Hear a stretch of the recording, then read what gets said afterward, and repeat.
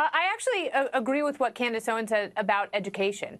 And I think, the foundational issues we have with thought suppression, they don't start in college. They start much younger than that. And students are not encouraged to find their passions, intellectual, artistic, and otherwise. And, part of the problem is we don't have real school choice in this country. We're relying on a very outdated method, which is now controlled by unions, and parents are distanced from helping their kids learn. So, within that distancing, and with the lack of actual school choice in this country, you see a lack of intellectual proliferation and curiosity. And that's where it starts. Then it goes to college. And unfortunately, I don't share your blanket optimism that young people will start this revolution, because I frankly think that not only have they given up the idea of privacy, but they also, it's like a strange cultural S&M experiment. I think they like being told what to do and how to think. Wow. So do you think that there's anything we can do, freedom-loving people like us, do you think there's anything we can do to correct that? I mean, I so agree, by the way, that the school choice point is vital, and that's a structural policy solution we can pursue. But apart from that, is there anything we can do to get them to be more freedom-loving? Yes. Fight like hell. Talk to your kids. It is so critical that we continue to parent and don't rely on indoctrination in schools. You have to be there to have the hard discussions with your kids, not just about sex, drugs, and rock and roll, but about politics and self-ownership and individualism and fighting for what you believe in. And, unfortunately, with the form of mind control that we project onto our kids sometimes in schools, there is a bit of a gulf. And we have to fight at that level and then, teach our kids how to be warriors for freedom and thought. Yes. There you go. I so agree. Marjorie, look, sorry to put it like this, but aren't you embarrassed at the way that the left and the Democrats have just become so intolerant?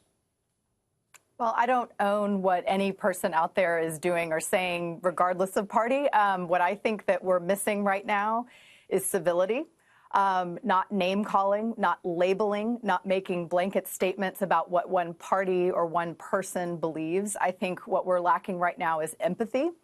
And that means the ability to not just look at things from our own perspective, but to see them from many, because I think there are lots of different theories of thought. As Candace was laying out, she's got her own ideas about, what the plight of the Black community is and what their challenges are today.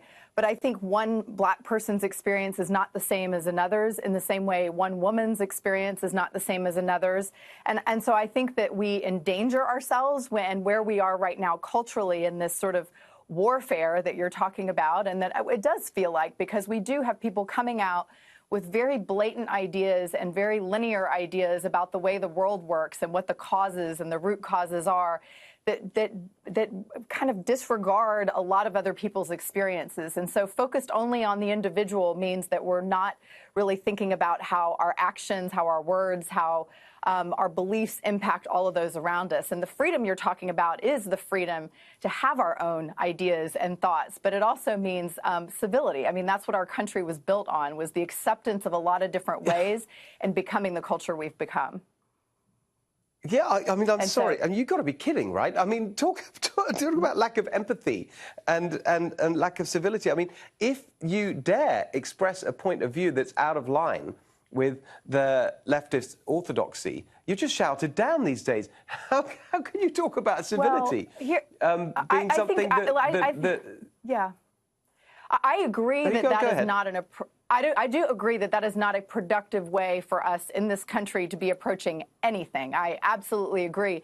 I wouldn't say that just one party is guilty of it. I see it on both sides of the aisle, and I find it problematic regardless of who. I mean, you can disagree with what Kanye said and not insult him at the same time, right? And so you can again look at things from a different point of view, but until we're willing to actually sit and have discourse and have conversation and be able to accept and understand, but then also find a solution together, we're going to be in the same political environment we're in right now. And again, that's what a lot of the excitement around Trump was and is that, you know, he tapped into something that people were not listening to in the country. I mean, you've got 40% of Americans who don't have $400 to spend in case of an emergency.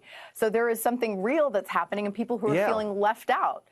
Culturally. So that is understandable. But at the same time, you know, there are things that he does that leave out another swath of the country or make people feel either as minorities or in socioeconomic positions that are different feel left out. And so that, again, that's where we need to try to come together instead of, you know, again, waging cultural warfare.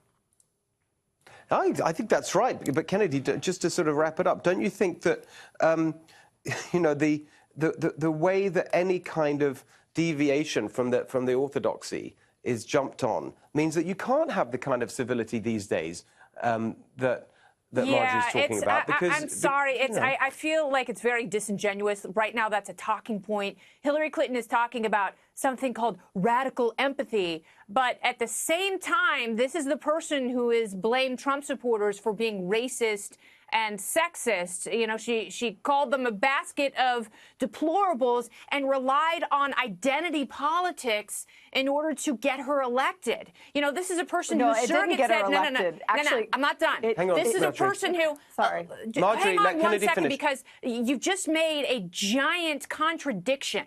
Because you have Hillary Clinton's surrogate saying there's a special place in hell for women who don't support each other. So you have to think as a group, as a cluster, and you're saying we have to have empathy for our individual experiences, yet at the same time, we can't just rely on individuals and individual thought. That actually makes no sense. And I think most people don't buy it because when you say the word empathy, you don't actually mean it.